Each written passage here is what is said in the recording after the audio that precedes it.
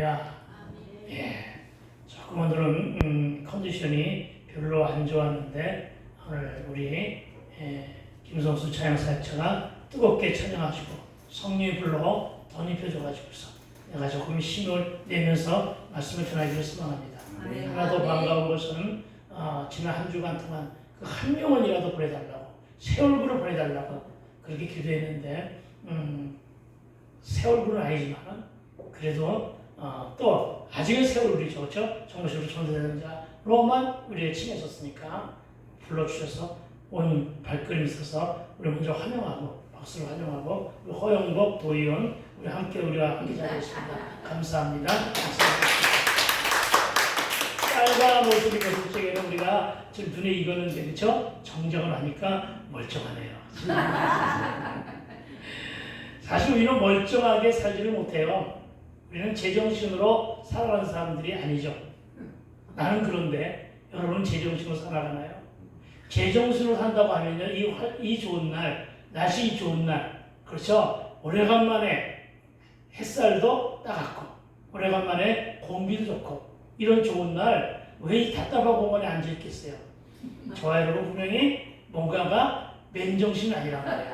잘못된 사람들이란 말이에요. 그래도 오늘 이 시간에 우리는 찬양하며 기쁨의 미소를 지을 수 있는 거 보니까 맨정신이 아니라 무슨 정신? 예수 정신. 따라합시다. 예수 정신. 예수 정신. 아멘. 예수의 미친 자들로 살아가는 저와 여러분을 환영하고 축복합니다. 아멘. 여러분 오늘 교회 올 때 교회를 향하는 그 발걸음 속에서 주변의 사방을 보면서 가장 먼저 눈에 띄는 것이 무엇이었습니까? 오늘 아파트에서 내려오는데 전혀 귀 속으로 들리기를 거부하는 하나의 이상한 소리가 들려오기 시작했습니다. 아파트 가까이에 절간이 하나 있는데 그 절간에서 이상한 소리가 들려오더라고요. 만약에 주일 아침에 교회에서 저렇게 아파트 주민들을 향하여 정말 크게 찬양하는 데가 있다면 분명히 민원이 들어갔을 거예요. 그렇죠? 그런데 아파트 주민들은요, 아무 기적도 없이 그냥 열심히 자기의 하는 일을 하는 것을 보면서 이렇게 달라졌구나. 여러분이 오늘 그 길거리에 무엇을 봤습니까? 거리거리마다 장식하고 있는 연등. 그 연등을 보면서 여러분은 무슨 생각을 하면서 오셨습니까? 여러분, 기독교세가 약해지면요, 우상이 득세합니다. 여러분, 불교와 전쟁이와 역술과 다 한 통속입니다. 미신도 한 통속이고, 기독교 세력이 약해지니까 우상이 득세하는 이런 현실을 보면서 저와 여러분은 무슨 생각을 하고 있습니까? 어둠의 영이 곳곳을 창궐하고 악한 시대를 응원하고 있는 모습을 보면서 여러분은 무슨 생각을 하며 오늘 교회로 오셨습니까? 그럼에도 불구하고 한국 교회와 그 수많은 기독단체들은 아무 소리 내지 못합니다. 민원이요? 민원이 어디 있습니까? 교회에서 잘못하면 민원이 들어갑니다. 그런데 저들이 잘못하면 민원조차 없습니다. 여러분 그만큼 기독교세가 약해졌다는 것입니다. 우리 현실을 한번 보라는 것입니다. 지금 이 땅의 한국교회와 성도들의 영적인 기상도는 최하위입니다. 영성이 고갈되어 바닥을 치고 있다는 말씀입니다. 묵은 닭들이 너무나 많아졌습니다. 종교인들도 늘어나고 있습니다. 그런데 주님이 원하시는 참 제자들은, 참 그리스도인들은 찾아보기가 힘든 시기가 되었는데 과연 그렇다면 왜 이렇게까지 되었는가 하는 진단이 우리에게는 반드시 있어야만 한다는 것입니다. 불과 부활절이 지난 지 얼마 되지 않았습니다. 그런데 과연 우리 안에는 부활의 소망을 간직하며 이 아침에 예배에 나온 사람들이 과연 몇 명이나 있습니까? 여러분 안에는 진정 구원의 확신이 있습니까? 여러분, 왜 그렇게까지 처절하게 바닥을 치고 있습니까?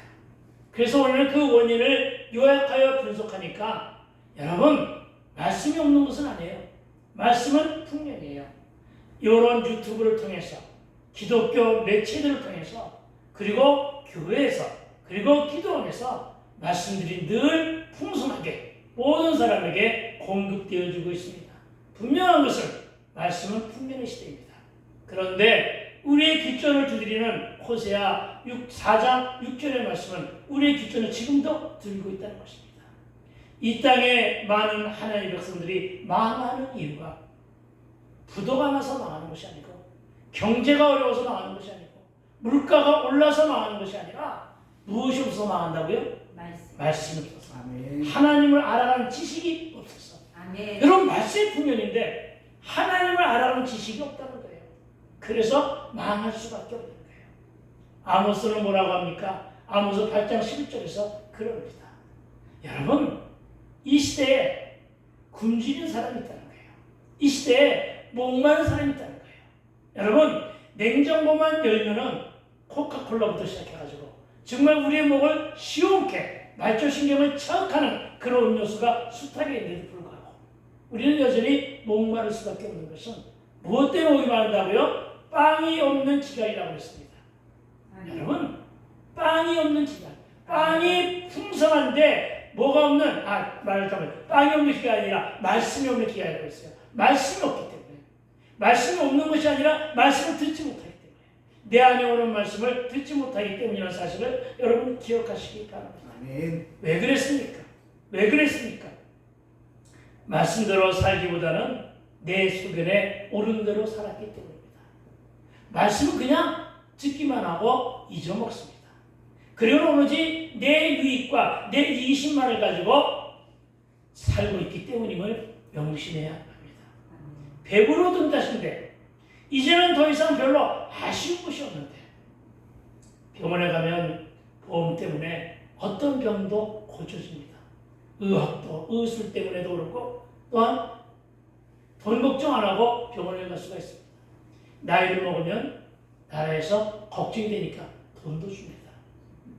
여러분 장사가 안 되면 또 장사 안 된다고 돈도 주는 그런 세상이 되었습니다. 아쉬운 것이 없습니다. 무릎 꿇고 기도할 일이 없었습니다. 말씀의 칼급함을 가지고 간절함으로 찾아갈 필요가 없게 되었습니다. 여러분 우리의 마음속에 도전하겠다고 하는 간절함, 한번 해보겠다고 하는 칼급함, 비전이 사라졌다는 것입니다. 어린아이들, 공부하는 아이들이 결코 내가 이번에는 정말 점수가 이거밖에 안 나왔지만은 점수를 더 올려가지고 보다 더 좋은 학교를 가야지 하겠다고 하는 개념도 목적도 방향도 없었습니다. 왜냐하면 여러분 그렇게까지 안 해도 이 땅은 벽으로 튼다시고 이 땅은 보암직하고 먹음직하며 지혜를 깔고 지천이란 말입니다. 어떤 마음들이 가지고 있느냐면은 천국이 좋다는들 과연 지금 살아가는 이 시대보다 낫겠느냐 이런 마음들을 가지고 있다는 것입니다. 그래서 이렇게 된 것입니다. 여러분 정말로 말씀도 멀리하고 말씀을 들어도 반응조차 하지 않냐고 말씀대로 살지 않으며 기도조차 하지 않고 그리고 관심도 없고 그리고 아무 느낌도 없이 살아가고 있는 사람들이 많다는 것입니다.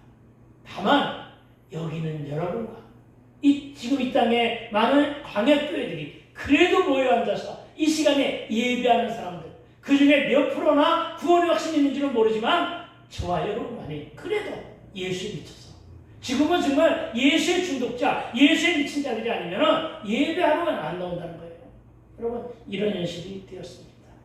그런데 여러분 이제는 그럴 수가 없게 된 것은 그래도 아니 되는 것은 여러분 우리 안에 간직되어 있는 것은 바로 뭐냐면 여러분 주님은 반드시 재림하신다는 것입니다. 아멘. 주님은 다시 오십니다. 아멘. 주님의 재림은 심판을 말합니다. 아멘. 입으로만 마지막 시대 종말 시대라고 하면서 여러분 언제까지 그렇게 살겠습니까? 그래서 여러분 우리의 살 길은 말씀을 내 안에 영접하는 일임을 믿게 되길 주의 이름으로 축원을 드립니다. 아멘. 한 치 앞도 모르고 내일 나에게 무슨 일이 벌어질지도 모르면서 마구잡이로 오늘 하루만 무사히를 외치며 살아가서는 안 된다는 사실을 믿으시기 바랍니다. 우리 아파트 앞에 마트가 하나 있는데 어느 날 갑자기 마트가 문을 닫았어요. 그래서 왜 그럴까 여러 가지 상상을 했어요. 장사가 안 돼서 그런가? 정말로 장사가 안 되나 보다. 우리는 거의 그런 쪽으로 방향을 틀었어요. 그런데 아니었습니다. 그 마트 주인이 남자인데 총각이랍니다. 그 마트 주인 남자가 총각인데 그가 참으로 무뚝뚝한 사람이었어요. 내가 전도 건빵을 들고 몇 차에 가서 전도를 했습니다마는 그 사람의 특유의 방식은 뭐냐면은 손을 까딱하고 필요 없으니까 가라. 안 받겠다 감사하다는 것도 아니에요. 그냥 이러고 있었어요. 무뚝뚝한 정도가 아니라 말도 섞지 않겠다는 그런 사람이었습니다. 여러분 그런데 그렇게 거부했던 그가 그 남자가 암에 걸려서 급작스럽게 마트를 접었다고 합니다. 물론 그건 전도를 안 받아서 했다는 얘기가 아닙니다. 여러분 우리는 이렇게 한 치 앞도 모른단 말입니다. 언제까지 그 마트가 잘 될 줄만 하고 그 안에서 승승장구하며 돈 벌고 그랬겠죠. 그런데 이 세상에 갑자기 찾아온 그 암 때문에 그렇게 잘 나가던 마트의 문을 닫을 수밖에 없는 것이 우리네 현실이 아니냐는 것입니다. 여러분 우리 앞에 무슨 일이 그 어떤 고난과 어떤 사건과 어떤 문제가 임할지도 모르는데 예수도 없이 구원의 확신도 없이 살아서는 안 된다는 말씀을 드리고자 하는 것입니다. 아멘. 여러분 예수와 함께 동행하게 되기를 부탁을 드립니다. 아멘. 여러분 늘 예수가 내 안에 있는가 없는가를 청구하며 살아가게 되길 주로 축복합니다. 아멘. 그러니까 여러분 이제 그만 고집과 아집을 버리고 제발 그 교만을 내려놓고 맛도 없는 교만 맛없어요. 그 교만 내려놓고 주를 마음으로 믿어 입술로 시인하며 영접하게 되기를 주로 축원드립니다. 아멘. 그리하면 천국입니다. 아멘. 그리하면 천국 백성이 되임을 믿으시기 바랍니다. 아멘. 여러분 한 번 고백으로 끝나지 마시고 늘 고백하며 내 영적인 상태를 진단하시고 과연 내 안에 혹은 내 자녀에게 내 남편 내 아내에게 내 고리지친에게 과연 예수가 있는가 영적인 진단을 수시로 하면서 예수에 덧입혀지며 살아가게 되기를 주의 이름으로 축원을 드립니다. 아멘. 요한복음 1장 12절 이렇게 말합니다. 영접하는 자 곧 그 이름을 믿는 자들에게는 하나님의 자녀가 되는 권세를 주셨다고 합니다. 아멘. 분명히 저와 여러분에게 하나님이 자녀가 되는 권세, 하나님의 자녀가 되는 권세예요. 여러분 아멘. 세상의 어떤 권세보다도 더 기가 막히게 좋은 탁월한 권세가 하나님이 주는 권세예요. 아멘. 그런데 여러분은 과연 하나님의 권세를 가지신 분들입니까? 하나님의 백성으로 살고 있습니까? 아멘. 그러면 하나님의 권세를 지닌 자입니다. 아멘. 하나님의 권세는 하나님의 자녀라고 하는 권세를 가진 거예요. 특권이에요. 여러분 세상 사람들은 아무리 잘 살아도 하나님을 아버지라 부를 자격이 없어요. 그런데 저와 여러분이 하나님에게 어떤 것을 주느냐? 하나님을 아빠, 아버지라 무슨 자격을 줬다고 해요. 그게 권세예요. 아멘. 여러분 세상 사람들은요 하나님께로부터 언약을 받은 사람이 아니에요. 그런데 저와 여러분은 성도를 불리시면서 하나님으로부터 언약 백성이 되었단 말이에요. 아멘. 저와 여러분이 주민등록은 땅에 있는지 모르지만 땅에 있죠 다. 그렇죠. 땅에 있지만 저와 여러분은 하늘나라의 시민권자라고요. 아멘. 이게 저와 여러분의 권세예요. 저와 여러분이 가지고 있는 특권이에요. 아멘. 그런데 더 훌륭하고 기가 막힌 권세는 뭐냐? 천국 영생을 축복으로 받은 하나님의 백성임을 믿게 되어 주여 축원드립니다. 아멘. 이와 같은 놀라운 권세를 가지고 왜 그렇게 친절하게 사느냐 이거죠. 보다 좀 당당하게 정말 용감하게 늘 승리하며 기죽지 말고 쫄지 말고 그렇게 잘 살아가게 되길 주의 이름으로 축원을 드립니다. 아멘. 아멘. 주만을 영접하면 그리스도를 예수를 나의 구세주로 영접하면 이와 같은 특권이 이와 같은 권세가 주어진다는 사실을 믿게 되기를 다시 한번 주의를 축원드립니다. 아멘. 5절입니다. 우리 5절 말씀 제가 읽어드릴게요. 5절 말씀 또 누구든지 내 이름으로 이런 어린아이 하나를 영접하면 곧 나를 영접함이니. 아멘. 여러분 5절 말씀에 우리가 쉽게 지나쳐서는 안 되는 단어 하나가 나옵니다. 그냥 어린아이가 아닙니다. 어떤 어린아이입니까? 이런 어린아이입니다.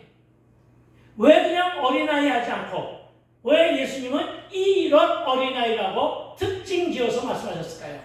왜 그랬을까요? 여러분 우리는 이 단어를 한번 깊이 있게 생각해 봐야 됩니다. 여러분 여기서 말씀하시는 이런 어린아이, 이런 아이는 누구를 말할까요? 우리의 육안으로는 우리의 세상이 잣대로 보았을 때에는 사랑받을 수 없는 아이라는 것을 말하고 있습니다.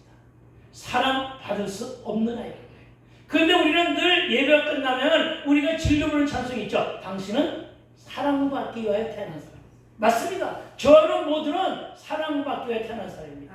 그런데 오늘 본문에서 말하는 이런 아이는 세상 사람들의 잣대와 세상 사람들이 가지고 있는 고정관념과 세상 사람들이 가지고 있는 편견으로 바라봤을 때 이 아이는 결단코 정상적인 아이는 아니야. 그래서 결코 사랑을 받을 수가 없는 아이야 하며 이미 판단을 내려버린 아이가 바로 이런 어린아이예요. 아시겠어요? 오늘 본문에서 주님은 이런 아이를 어떻게 하라? 영접하라고 말씀하고 있음을 믿으시기 바랍니다. 여러분 제가 가장 싫은 옛말 중에 하나가 있어요. 될성 부른 나무는 떡잎이 따릅니다. 저는 이 말 정말로 듣기보다 싫어했어요. 네, 제가 과목 중에서 가장 못하는 과목이 수학이에요. 제가 논리적인 학문인 논술을 공부한 사람인데 수학은 해석은 되는데 답이 맨날 틀려. 이게 나의 큰 결핍이었어요. 그래가지고 내가 참 무던히도 수학 못하는 것 때문에 이 말을 누구나도 들었던 사람이에요. 네 공부로 해가지고는 성공 못하겠다. 수학 외에는 다 잘했어요 사실은. 그런데 수학 하나 못한다고 산수죠. 그렇죠? 셈번이라고 셈번 그거 하나 못한다고 내가 맨날 구박 속에 살았어요. 여러분 수학 하나 못한다고 될성 부른 나무가 떡잎을 다루는 나무가 될 수는 없잖아요. 그렇죠? 여러분 저는 이 말 때문에 무던히도 상처받고 자라온 사람입니다. 주변에서 그랬나요? 아니요. 내 부모로부터 그런 말을 듣고 자랐단 말입니다. 여러분 왜냐하면 여러분은 이 말은 세상의 잣대와 자기중심의 편견과 고정관념과 비교의식에서 나온 말이기 때문에요. 여러분 제발 좀 비교하지 않게 되길 부탁을 드립니다. 저는 우리 쌍둥이 손주들을 누군가가 비교하면 불같이 화를 내요. 비교하지 말라. 근데 걔네들은 비교함을 당하지 않으려고 그러지 키도 똑같아. 하는 행동도 다 똑같아. 계속만 다를 뿐이지. 네. 여러분 비교하지 마세요. 왜냐하면 그들을 비교하는 즉시 에서와 야곱이 되고 마는 거예요. 여러분 그들을 비교하는 즉시 뭐가 되느냐? 가인과 아벨이 되는 거예요. 아멘. 이 말씀을 하려면 시간이 오래 걸리니까 나중에 기회를 찾아서 하고 여러분 비교함으로 인해 가지고서 여러분 인생의 방향이 바뀐 사람들이 한둘이 아닙니다. 비교하지 않게 되길 부탁을 드립니다. 아멘. 여러분은 무엇으로 사람들과 아이들을 비교하고 있습니까? 말 잘 듣는 아이, 말 안 듣는 아이입니까? 좋은 성적입니까? 외모입니까? 신분과 계층과 환경입니까? 오늘 본문은 이런 아이는 무엇 하나 독립하여 제대로 하는 게 없는 아이, 남들과 비교하여 조금은 부족한 아이, 홀로 서기가 안 되어 부모의 근심덩어리가 되어 있는 아이, 그런 아이가 이런 아이입니다. 여러분 옛날에는 많은 형제들, 우리는 7남매였는데 많은 형제들 중에서 이런 아이가 한둘은 있었습니다. 형제 중에서 아픈 새끼손가락들이 꽤나 있었습니다. 그런데 주님은 이런 아이를 진실한 사랑의 마음으로, 뭐로? 진실한 사랑의 마음. 거기에는 계산이 없어요. 알겠어요? 어떤 마음? 진실한 사랑의 마음으로 받아들이는 것. 이게 영접이에요.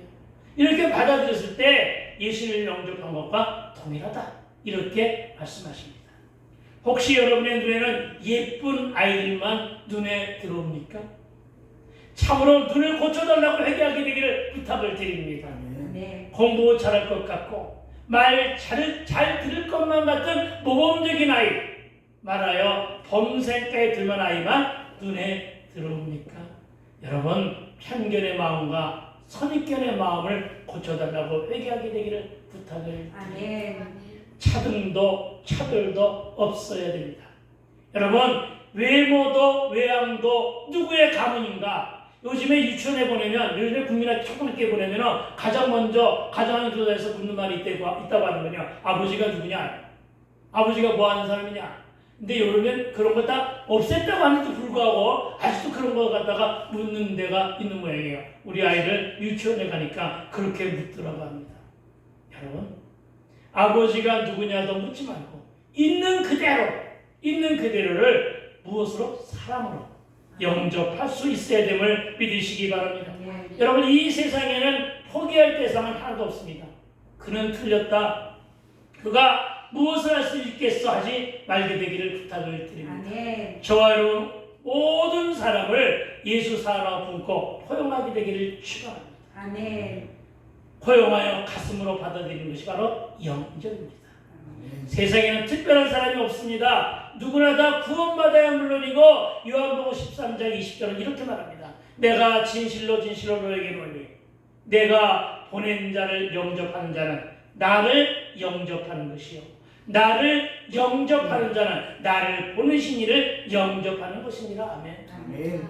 그러니까 저와 여러분 지금 내 앞에 있는 그 한 사람을 누구로 생각하라고요? 주님이 내게 보내주신 자라 생각하라는 것입니다. 아멘. 그가 어떤 모습을 하든 간에 그를 영접하면 그 일이 예수를 영접하는 것이고 예수를 영접하면 예수를 보내시는 하나님을 내 마음속에 깊이 영접하는 이름을 믿고 누구나 차별 없이 대하고 사랑으로 영접하게 되기를 다시 한번 주의 이름으로 축복합니다. 아멘. 여러분 내 앞에 있는 힘든 그 사람이 바로 변장하고 나를 찾아온 예수일 수가 있음을 믿으시기 바랍니다. 아멘. 늘 말썽 부리고 흠이 많아 나를 기도의 자리로 오게 하는 그 사람, 그 아들, 그 딸, 그가 바로 보석이에요. 아멘.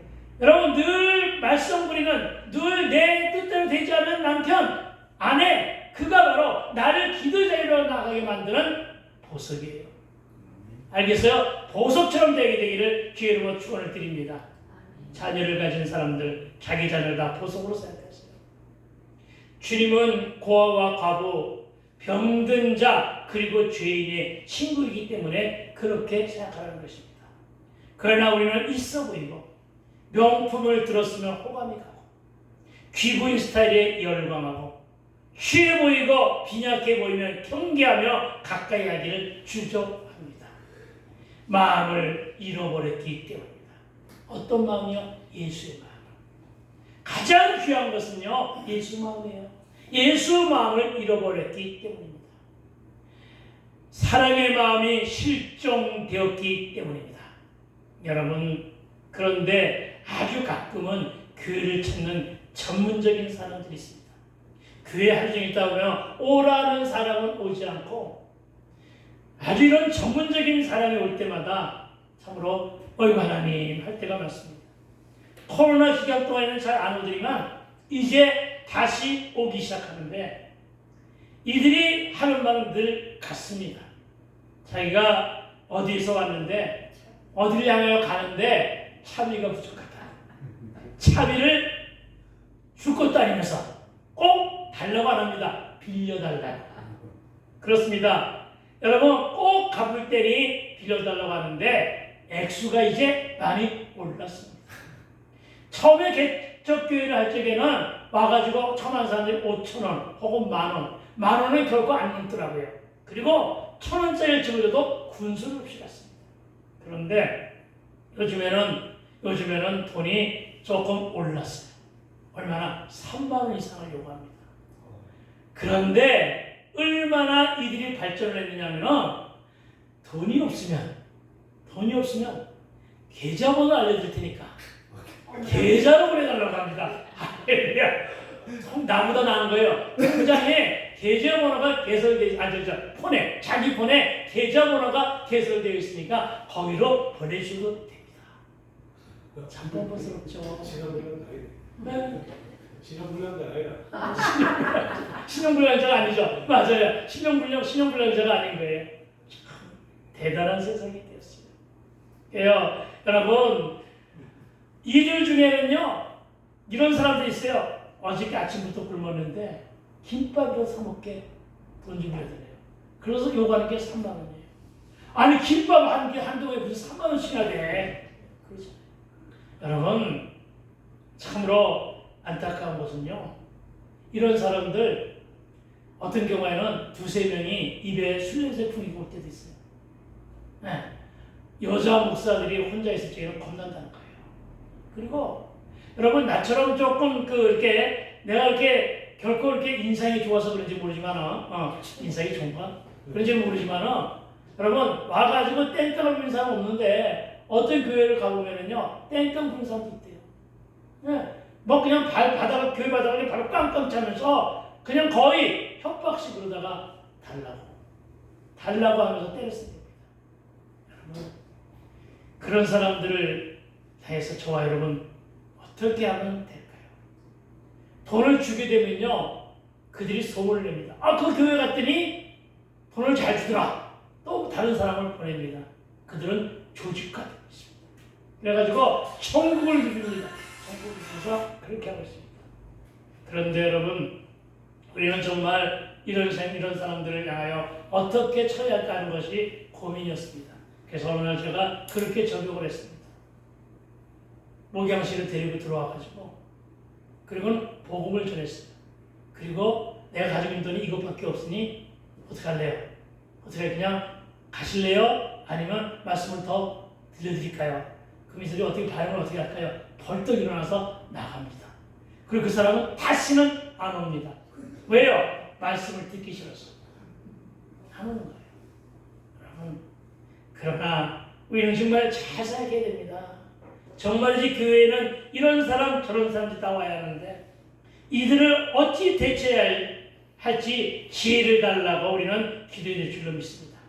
고아와 과부와 나그네를 보내달라고 기도하고, 마음이 상한 사람, 넘어지고 다치고 자빠지고 멍들고 상처받고 힘들어하며 지친 사람들이 와서 쉼을 얻게 하고 재충정도 받아야 되고 복음을 받아들이며 예수를 영접하여 구원의 길에 있게 하는 목적이 바로 교회에 있기 때문임을 믿으시기 바랍니다. 아멘. 신앙 가진 저와 여러분의 마음이 예수의 마음으로 바뀌어야 될 줄로 믿습니다. 예수님은 부자도 사랑했지만 가난한 자, 고아, 과부, 병든 자와 죄인의 친구였다는 것을 예수를 믿는 우리는 늘 기억해야 될 줄로 믿습니다.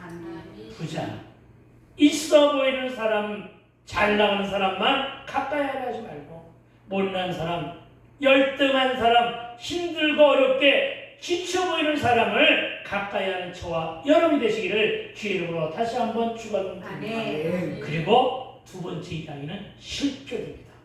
여태까지 뭐에 대한 얘기였죠? 영접에 대한 이야기였습니다. 이제는 실족에 대한 이야기를 해보고자 합니다. 우리 6절과 7절을 함께 한 목소리 읽어주기 부탁드립니다. 시작. 누구든지 나를 믿는 이 작은 자도 하나님을 실족하게 하며 차라리 연단하니 그 목에 달려서 깊은 바다에 빠뜨려지는 것이 나으니라. 실족하게 하는 자들이 있음으로 말미암아 세상에 화가 있도다. 실족하게 하는 일이 없을 수는 없으나 실족하게 하는 그 사람에게는 화가 있도다. 아멘. 여러분, 실족하다. 이 실족하다의 뜻은 헬라어로 스킨 달리조로 하는데 함정이나 덫에 빠지게 하다는 뜻을 지니고 있습니다. 구부러진 막대기를 따는 명사로 스킨 달론에서 유래한 동사입니다. 그런데 이 동사는 덫에 빠지게 하다, 덫에 빠지게 하다, 죄를 짓게 하다는 뜻으로 스스로 실족한 것이 아니에요. 스스로 실족한 것이 아니라 다른 사람에 의해서 실족 당하는 것을 말하는 피동형입니다. 아시겠습니까? 실족이라고 하는 말은 피동형이라는 사실을 기억하시기 바랍니다. 즉, 내가 잘못해서 나로 인해서 믿음을 포기하게 만들었다는 뜻을 지니고 있음을 믿으시기 바랍니다. 그런데 그렇게 하면 그 사람에게는 화가 있을 것이라고 말씀하십니다. 참으로 가슴 뜨끔하게 하는 말씀이라는 사실을 기억해야 됩니다. 예전에 아이들을 가르칠 때 예수 믿는 아이들을 무던히도 많이 핍박하는데 지금은 예수를 영접하고는 이 말씀 앞에서 제가 무던히도 많이 회개했던 자 중에 하나입니다. 목사인 지금도 혹시 내가 잘못 전한 말로 상처받아 실족한 영혼이 있을까봐 많이 기도하고 또 조심하고 있습니다.